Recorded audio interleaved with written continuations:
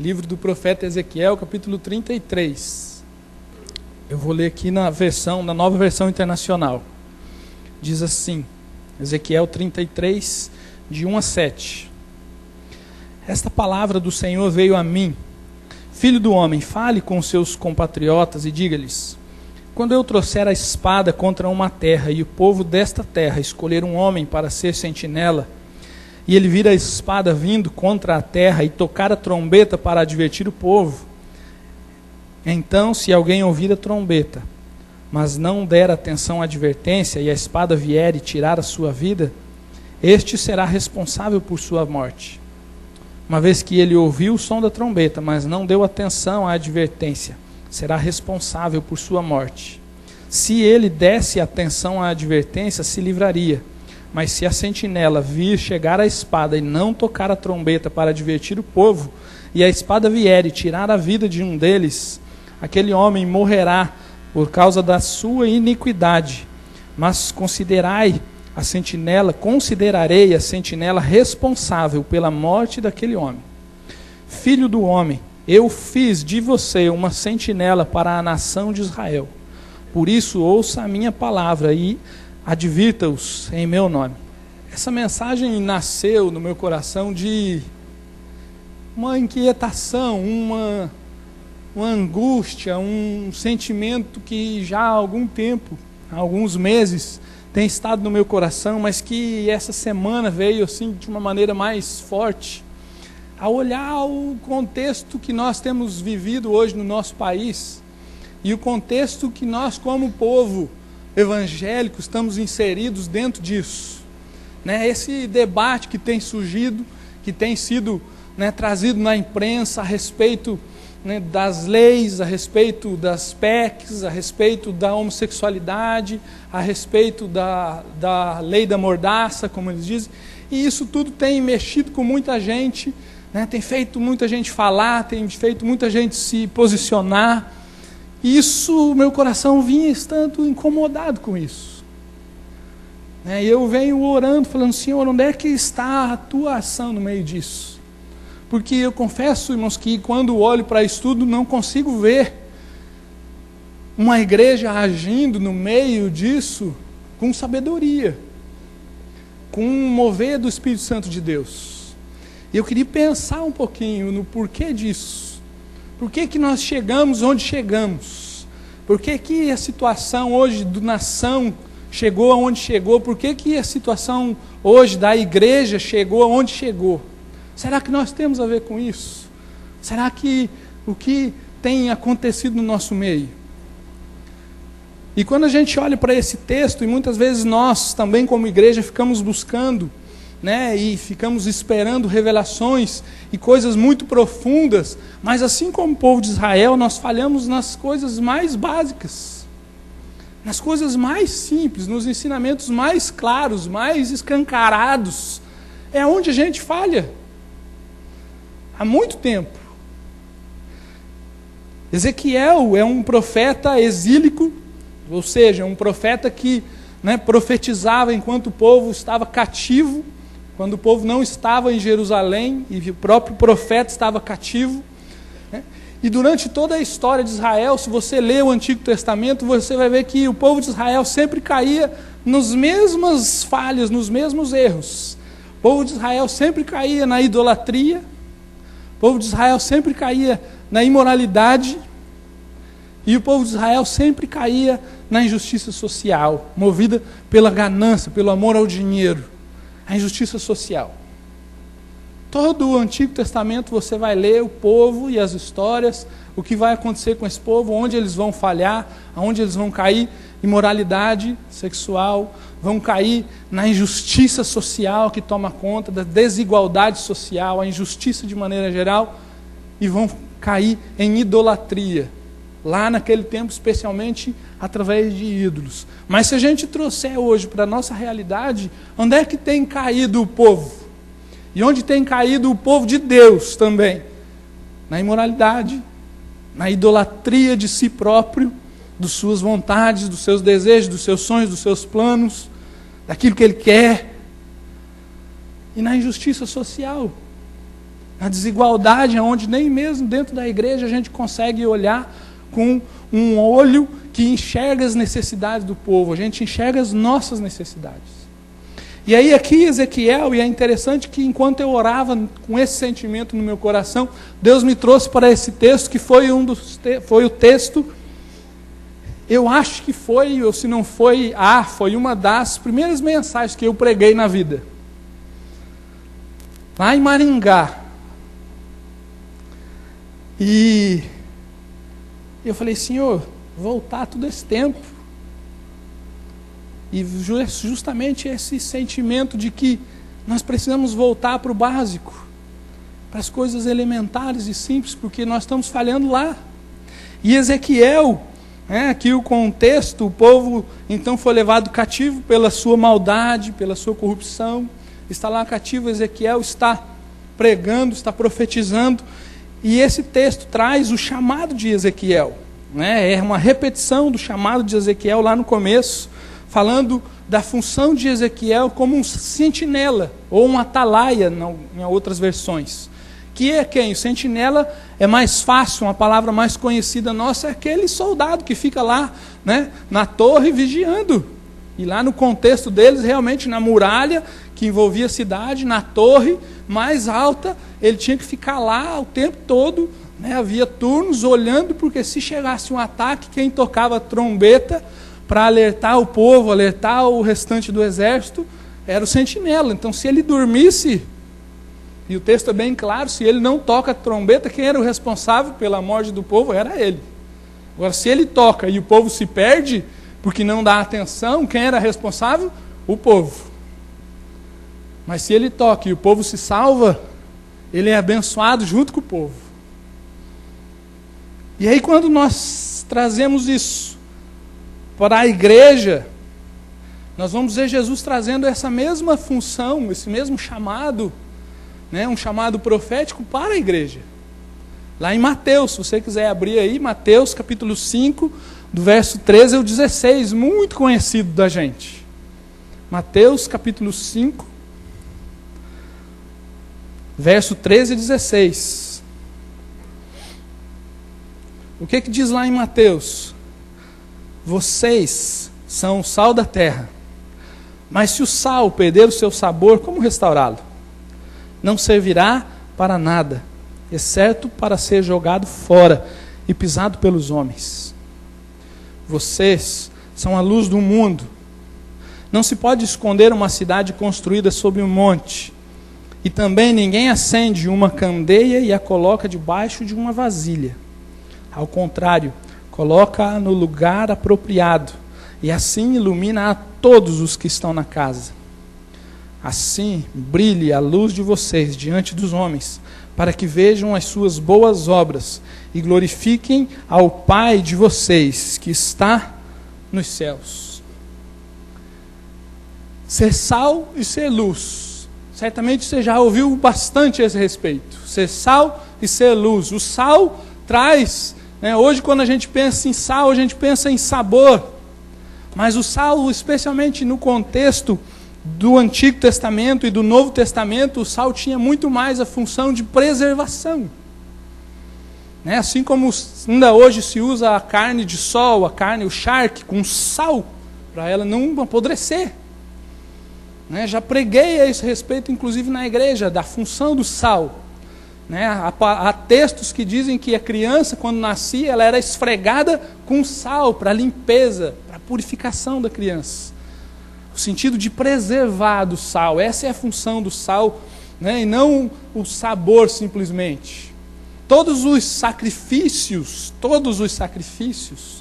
do Antigo Testamento precisavam ter sal, porque traziam esse sentido da santidade, da purificação, daquilo que é puro, aquilo que é santo, aquilo que não se corrompe. Todos os sacrifícios, se você ler lá em Levítico, na prescrição de todos os sacrifícios, vai trazer lá, e não deixe faltar o sal. Precisava do sal. E o sal traz então essa pureza, essa preservação. Agora, para que a igreja possa ser sal no mundo, ela precisa ter e ser sal. Para que a igreja possa preservar e levar essa preservação, essa santidade aos olhos do mundo, ela precisa ter na sua essência, naquilo que move dentro dela, a santidade de Cristo. Mas se a igreja não tem sal dentro de si, o próprio texto já disse, se o sal perder a sua função, o que se faz com ele? Joga fora, não presta para nada mais. Só para ser pisado. Não serve para mais nada. E a luz, o que traz a luz? A luz traz o sentido da revelação, do enxergar, do perceber, do encontrar. É a luz, traz esse exemplo. O próprio texto diz, a cidade em cima do monte, quem passa vê, sabe, ali está a cidade. A revelação. O próprio Senhor diz que Ele é a luz e Ele está na luz. Ele revela, Ele é a revelação máxima de Deus. Tudo que se pode conhecer de Deus está em Cristo.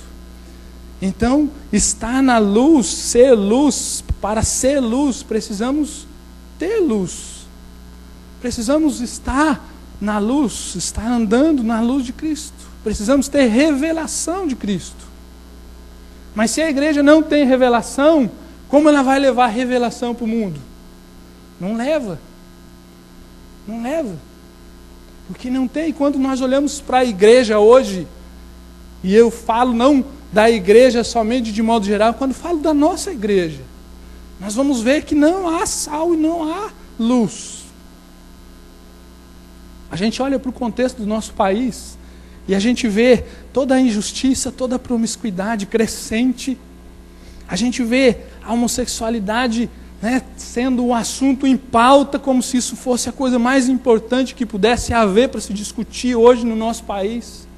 A gente vê, né, eu disse para a Alessandra essa semana, é quase epidêmico no Rio de Janeiro o estupro. Você olhar o jornal toda semana, vai ter um caso de estupro noticiado no Rio de Janeiro. Noticiado, fora os que não são noticiados.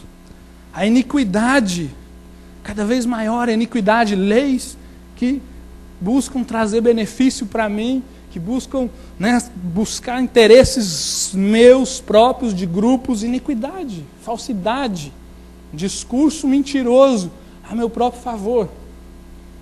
Mas aí quando eu olho para a igreja, que deveria estar sendo esta sentinela, tocando uma trombeta, que deveria estar sendo sal e luz, o que a gente vê na igreja? A gente vê uma igreja que está rangendo os dentes, que está fazendo barulho, mas porque está preocupada com os seus interesses, está preocupado com os seus acordos. E aquilo que tem sido feito, não se engane, tem sido feito por acordos, por conchavos. Você me dá isso, fica com aquilo. E nós muitas vezes temos nos associado e temos achado que é isso, vamos nos unir. Mas não tem tido santidade no nosso meio. Dentro do nosso meio tem havido toda espécie de imoralidade, de prostituição, de olhar maligno, de conchavo. Então, como é que a sociedade vai enxergar em nós a luz, o sal? Sabe o que ele vai enxergar em nós? Contradição, falsidade, mentira. E aí sim, vai enxergar em nós preconceito. Porque não enxerga na gente uma ação de amor, enxerga na gente um preconceito, de fato. Porque a gente briga por algumas coisas, mas outras nós não vivemos.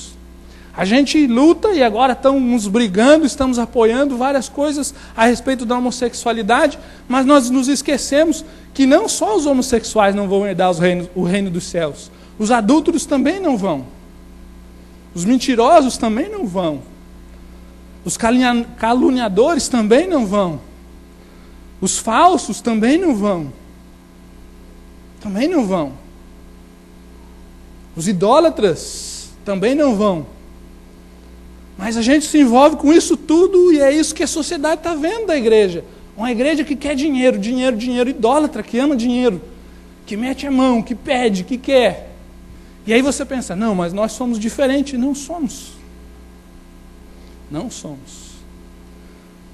Nós podemos não ter dentro do nossa liturgia de culto uma mensagem de prosperidade. Talvez você não tenha no seu coração, né, com clareza, essa sensação de crer, de fé na prosperidade, mas a sua vida indica que você busca exatamente isso como prioridade. Então, prioridade é ganhar dinheiro. É só ver de que maneira você investe na sua família, de que você investe no seu filho, qual é o tempo que você está dedicando.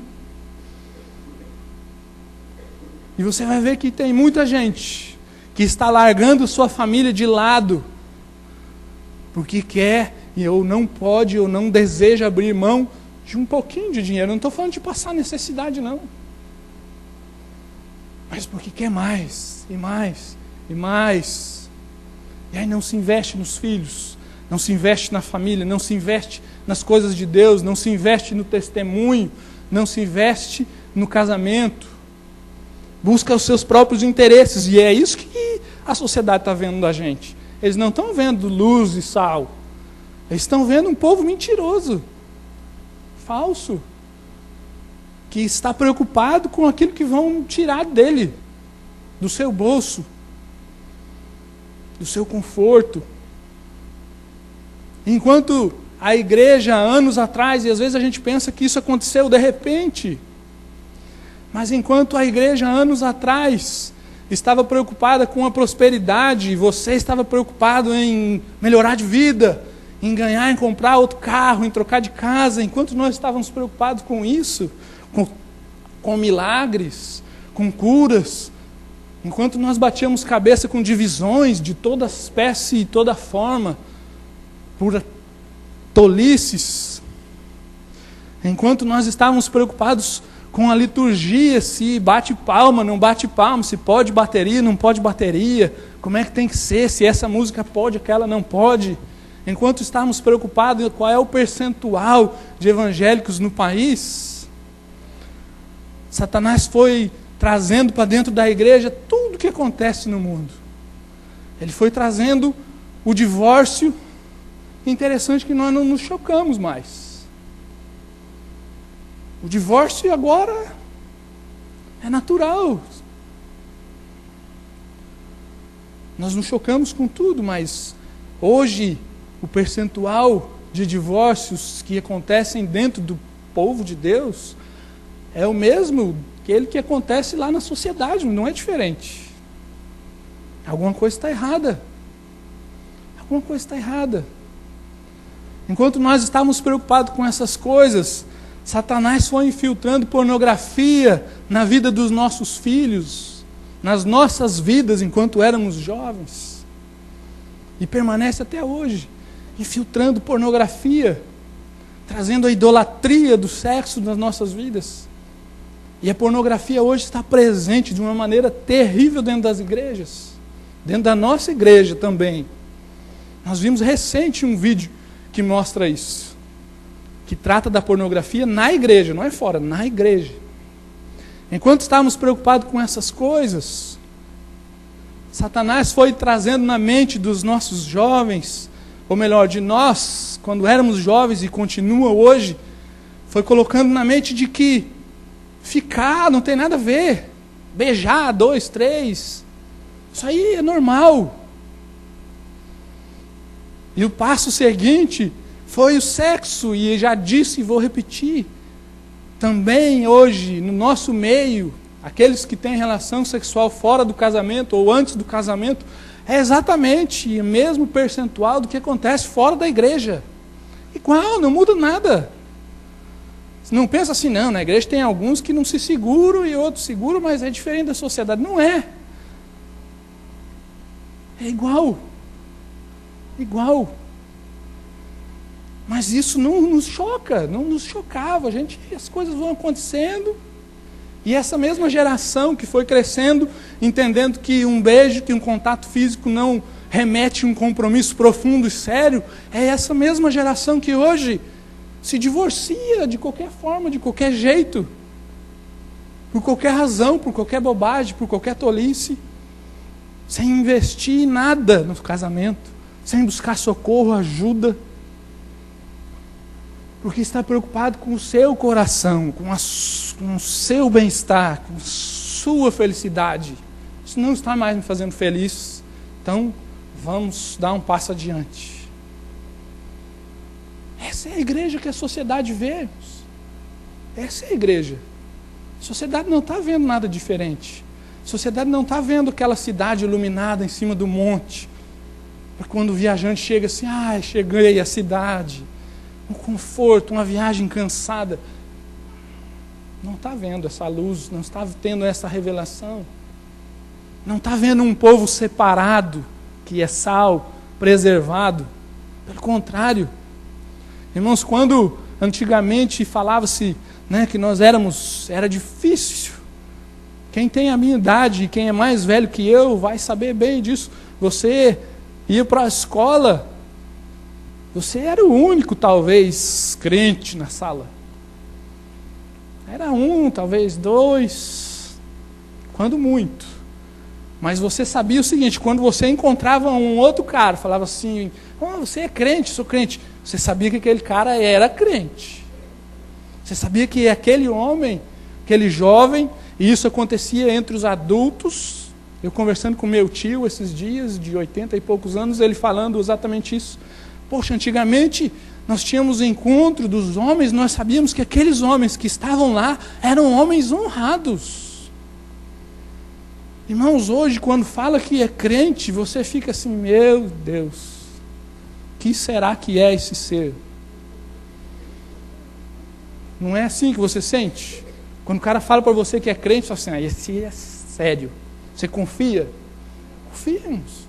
O pastor Silas já falou aqui de púlpito que, como pastor, para comprar um carro, fazer uma ficha numa loja de carro, o primeiro nome que é excluído do cadastro é pastor, porque não paga. Tem um tio meu que tem uma loja de faixas, ele faz faixas, banners. Adivinha quem mais deixa ele no furo? Os irmãos, não é o pastor, ele é pastor. Nesse caso, vamos dar um desconto. Mas são os crentes. São os crentes. Ou que se dizem crentes. São os que mais deixam furo, são os que mais dão cheque que volta. São os que mais dão desculpas. Minha mãe vende lingerie, calcinha e sutiã para mulher. E cueca também para homem. Adivinha quem dá mais trabalho para cobrar? São os crentes, irmãos. Ela vende para amigas, para vizinhos, que não tem nada a ver, que não frequentam a igreja, que são completamente alheios às coisas de Deus. Gente, eles pagam direitinho. Mas quando é um irmão, é a sociedade, é o que a sociedade está vendo. Irmãos, e quando você pensa que isso está longe de você, não está. Aqui na nossa igreja, irmãos, tem homens que entram aqui com os olhos desse tamanho, assim, olhando para a mulher dos outros, de canto de olho, tentando disfarçar. Pensa que não tem? Tem.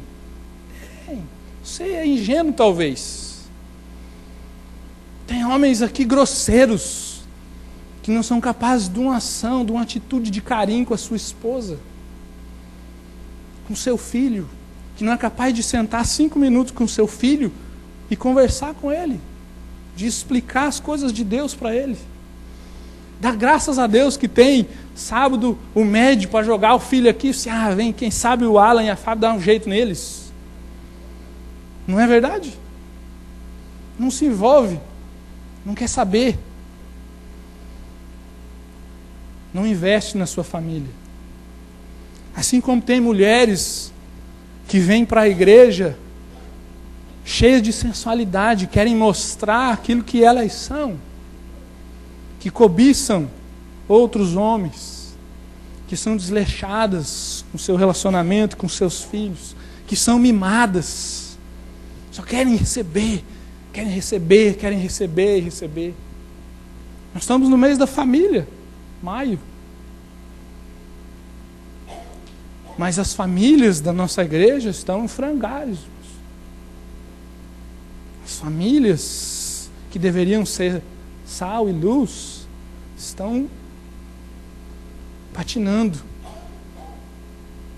Mas isso não choca a gente, não incomoda, e a gente continua vivendo da mesma forma. Está cheio de gente na igreja que está aqui, especialmente domingo à noite, mas não tem comunhão com ninguém. Vem e vai, ninguém sabe nem onde você mora, se bobear. Mas você diz que a culpa é da igreja.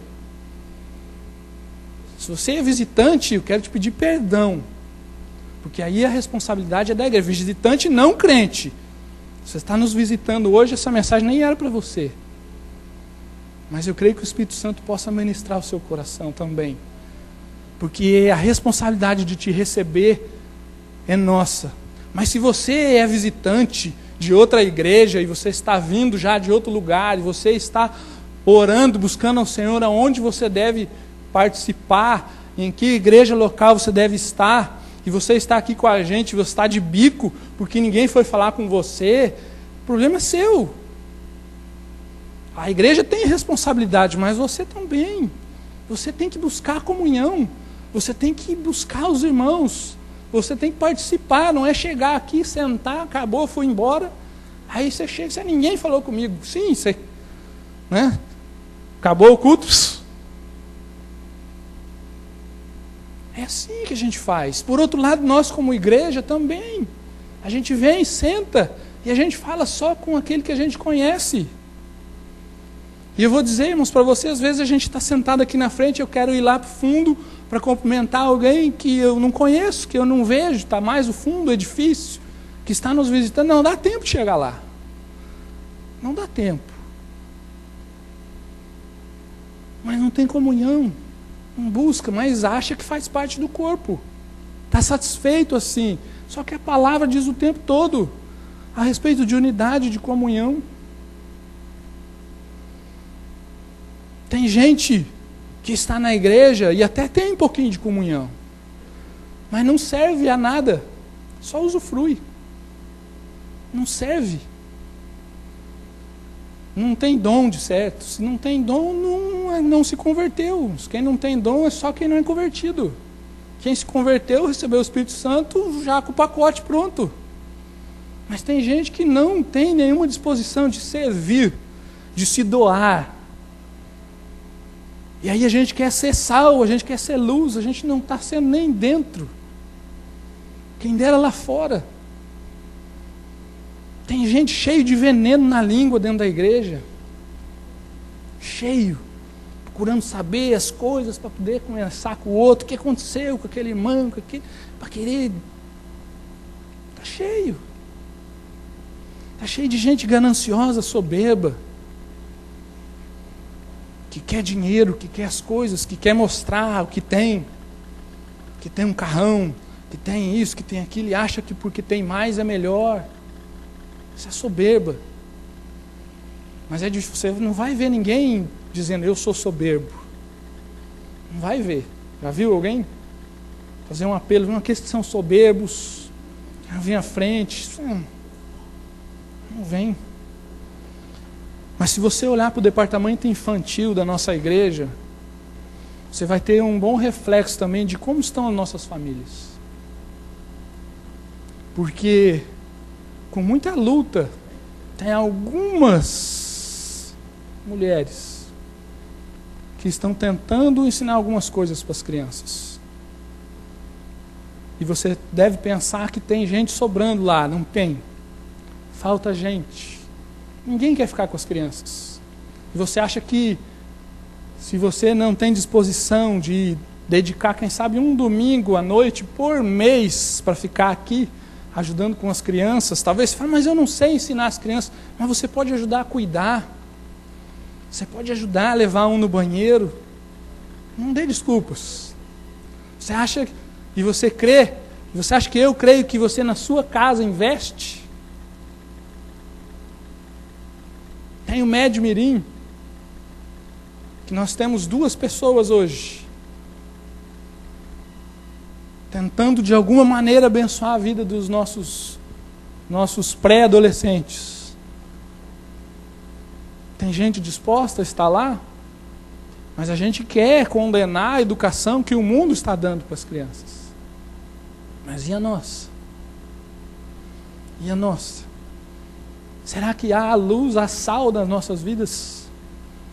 Será que o básico de Cristo, a preservação, a santidade, está dentro de nós, está no nosso coração? Será que nós podemos dizer que nós somos sal e luz? Não sei. Mas ainda a esse respeito, Paulo também ensinando a Timóteo, lá na sua primeira carta a Timóteo, capítulo 2, vai continuar nos trazendo exatamente esse princípio de santidade e de interação com a sociedade. 1 Timóteo capítulo 2, de 1 a 10. 1 Timóteo, capítulo 2, do verso de 1 a 10.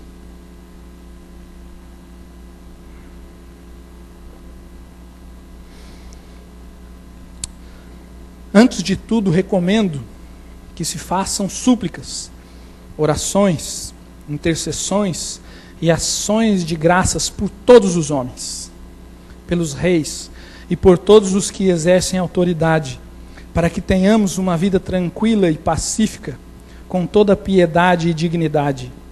Isto é bom e agradável perante Deus, nosso Salvador, que deseja que todos os homens sejam salvos e cheguem ao conhecimento da verdade. Pois há um só Deus e um só mediador entre Deus e os homens, o homem Cristo Jesus, o qual se entregou a si mesmo como resgate por todos. Esse foi o testemunho dado em seu próprio tempo. Para isso fui designado pregador e apóstolo. Digo-lhes a verdade, não minto. Mestre da verdadeira fé aos gentios. Quero, pois, que os homens orem em todo lugar, levantando mãos santas, sem ira e sem discussões. Da mesma forma, quero que as mulheres se vistam modestamente, com decência e discrição, não se adornando com tranças e com ouro, nem com pérolas ou com roupas caras, mas com boas obras, como convém às mulheres que declaram adorar a Deus. Irmãos, o que é que Paulo está dizendo? Que antes de tudo, o que ele nos recomenda? As súplicas, as orações, as intercessões, a ação de graça, por quem? Por todos os homens, pelos reis e por todos os que exercem autoridade. E nós devemos fazer isso para quê? O que o texto diz aí? Para que tenhamos uma vida tranquila e pacífica, com toda piedade e dignidade. Nós estamos preocupados com o que pode acontecer com a igreja, com a perseguição que pode vir, se vão nos amordaçar, se vão nos prender, se vão nos impedir de pregar ou tentar nos impedir de pregar o Evangelho. Mas a palavra diz que se nós queremos ter uma vida tranquila e pacífica, o que nós deveríamos estar fazendo? Suplicando, orando, intercedendo pelos homens, todos os homens, pelas autoridades. Então, irmãos, o que está acontecendo hoje no nosso país é um reflexo do quê? Da igreja que não intercede, que não ora, que não suplica. E aí, se a gente lembrar do texto lá de Ezequiel que nós lemos, quando nós não tocamos a trombeta e o povo perece, quem é o responsável? Eu e você. A sociedade está chegando aonde está porque a igreja está se omitindo das suas funções básicas. Oração, intercessão, ação de graças, santidade, luz. Será que você realmente tem orado pelo país? Será que você tem orado pelos perdidos? Será que você tem orado pelas autoridades? E Paulo ainda vai mais a fundo, ele vai dizer, orem em todo o tempo, levantando mãos o quê? Santas, porque se você orar com a sua mão suja, sem estar santificado, como nós estamos falando até agora, que valor vai ter a sua oração? Nada. Será que realmente, ao invés de nos indignarmos e rangermos os dentes, né, e vamos fazer uma passeata, vamos fazer isso, será que se a igreja estivesse despertando-se para orar com fervor, como diz a palavra, pela nação, pelo povo, pelos perdidos, será que não seria diferente? Se nós estivéssemos chorando os nossos pecados e clamando ao Senhor pela santidade, pela revelação, pela luz do Senhor nas nossas vidas, será que não estaria sendo diferente? Se esse movimento que tem acontecido estivesse trazendo a igreja para um movimento de oração, de súplica, intercessão, de clamor ao Senhor, o meu coração estaria cheio de paz. Isso não significa que nós não podemos e não devemos, como um reflexo das nossas orações e da revelação do Senhor na nossa vida, não devemos nos manifestar também com a nossa boca. Não devemos ir para a rua se for necessário. Mas primeiro temos que estar no sal, na luz, nas súplicas, nas orações. E aí quando a gente for lá para fora, as pessoas talvez parem para nos ouvir. Agora, se elas não pararem, a responsabilidade recai sobre elas e não mais sobre nós.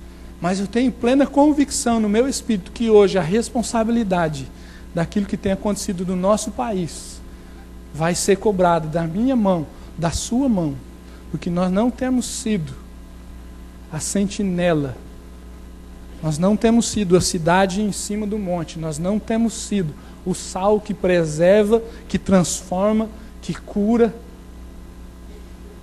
esse povo. Porque nós não temos intercedido, nós não temos amado. Talvez você ore pelos seus, talvez, alguns, orem pelos seus familiares que não são convertidos. Talvez, quem dera por todos os homens, quem dera pela nação, quem dera pelas autoridades, pelos reis, ou no nosso caso, pelo presidente, pelo Senado, pelo Congresso.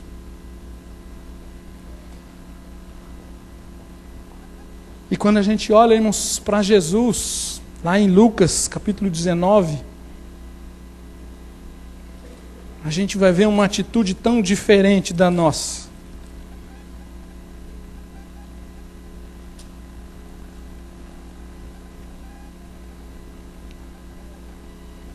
Lucas 19, verso 41. Lucas 19, 41. O contexto aqui, irmãos, é a entrada de Jesus em Jerusalém, a chamada entrada triunfal de Jesus em Jerusalém. O povo está em festa, não é? O povo está conclamando Jesus, o povo está fazendo uma grande festa. Esse é o contexto que Jesus está entrando aqui. As pessoas estão gritando, Hosana, glória nas alturas.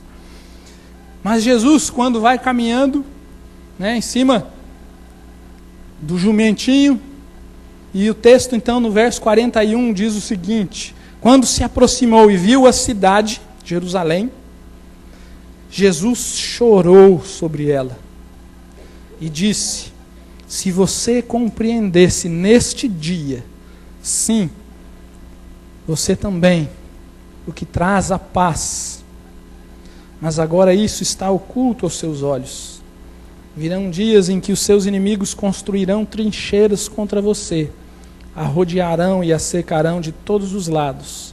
Também a lançarão por terra você e os seus filhos. Não deixarão pedra sobre pedra, porque você não reconheceu a oportunidade que Deus lhe concedeu. Então ele entrou no templo e começou a expulsar os que estavam vendendo. Disse-lhes: está escrito, a minha casa será casa de oração, mas vocês fizeram dela um covil de ladrões.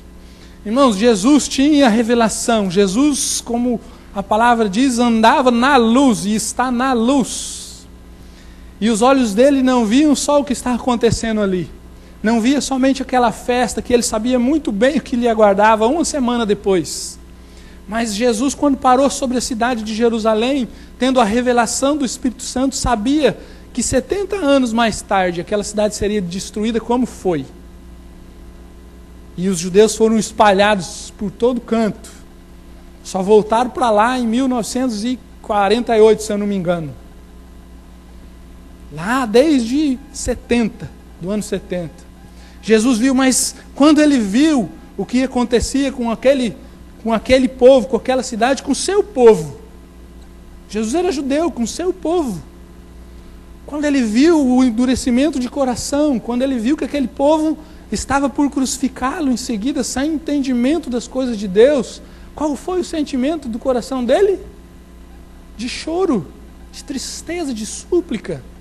Em outra parte das Escrituras vai dizer que Jesus, depois de estar discutindo, confrontando com os fariseus, ele vai dizer: Jerusalém, Jerusalém, por quantas vezes eu quis recolher vocês, como uma galinha recolhe os seus pintinhos.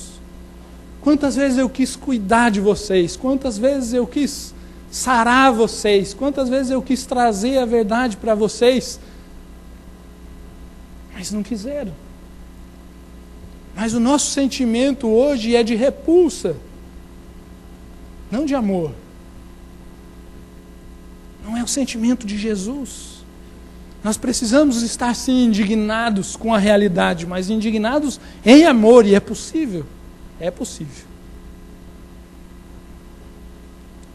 Eu quero encerrar voltando para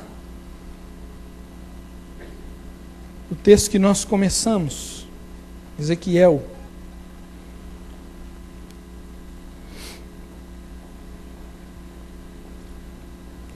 Capítulo 33.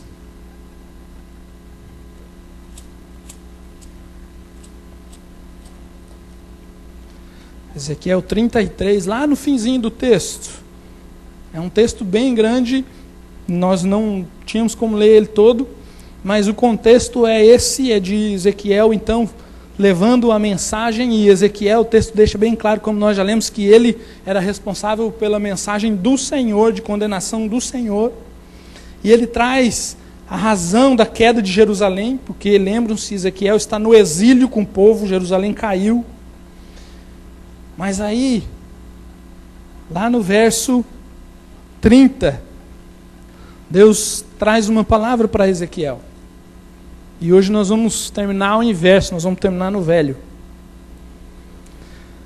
Quanto a você, filho do homem, verso 30, capítulo 33 de Ezequiel. Quanto a você, filho do homem, seus compatriotas estão conversando sobre você junto aos muros e às portas das casas, dizendo uns aos outros: venham ouvir a mensagem que veio da parte do Senhor. O meu povo vem a você como costuma fazer e se assenta para ouvir as suas palavras, mas não as põe em prática.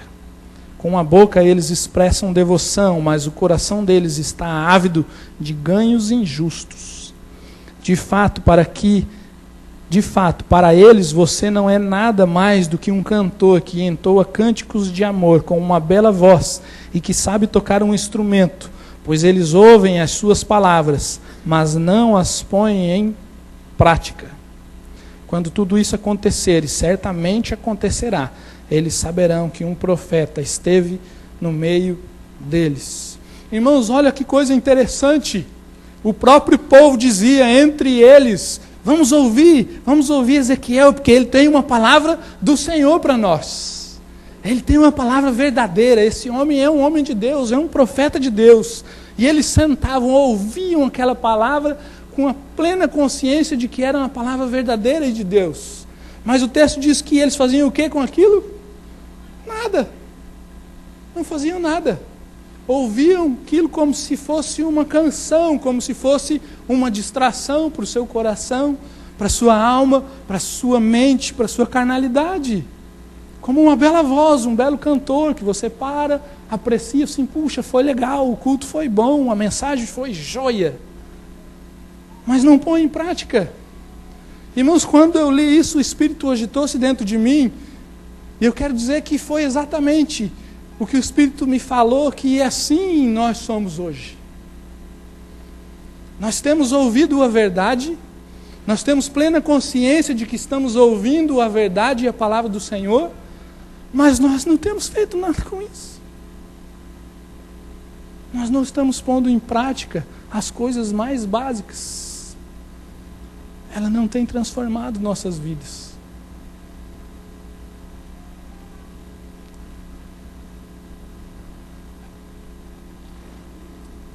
Eu não sei de que maneira o Espírito está tratando e falando no seu coração nessa noite. Mas a palavra do Senhor, ainda quando ela é uma palavra de advertência e uma palavra dura, ela é sempre uma palavra de esperança. E a minha esperança e a nossa esperança é de que nós possamos despertar juntos, para que nós possamos levantar mãos santas e santificadas pela obra de Cristo. Que nós possamos, de fato, interceder, suplicar, que nós possamos, de fato, sermos salgados por Cristo, como Marcos vai dizer. Nós precisamos ser salgados pela obra de Cristo, santificados. Precisamos caminhar na luz, como o Senhor Jesus na luz está. E aí sim, nós podemos, então, juntos, ir para fora e falarmos aquilo que o Senhor tem revelado a nós, com toda a autoridade, com toda a convicção, porque nós sabemos que quem tem nos direcionado para isso é o Senhor Jesus, e não as nossas vontades, e nem acordos de líderes, e nem acordos de pessoas que estão pensando naquilo que eles mesmos vão perder, bem como nós. A minha oração é que você saia daqui com o seu coração incomodado, com o seu coração angustiado, com o seu coração reclamando, mas que você chegue na sua casa, se coloque diante de Deus e clame a Ele, assim como eu clamei nessa tarde: Senhor, transforma a minha vida, porque eu não quero viver nessa mesmice e eu não quero ser contado junto com esse povo que reconhece a Tua palavra, que sabe que é a Tua palavra e despreza a Tua palavra. E aí um outro texto da Bíblia, da palavra, nos diz que aqueles a quem muito foi dado, muito será cobrado. E eu peço, Senhor, tem misericórdia de mim e tem misericórdia dos meus irmãos.